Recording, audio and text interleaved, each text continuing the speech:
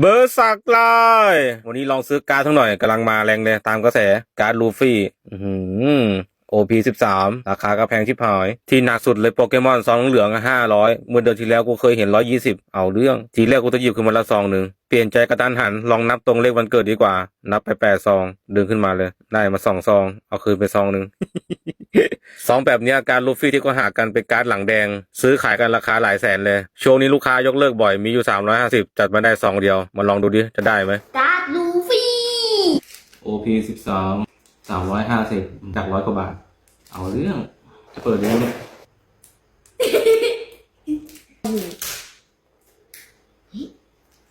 ความนี้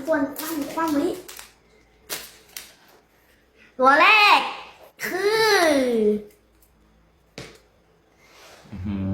กาบานถ้ากูจำไม่ผิดอยู่บนเรือโรเจอร์ เฮ้ย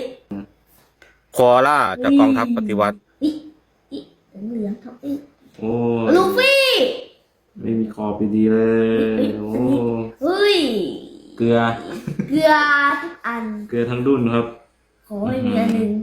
ที่ดี หมดเกลือครับผม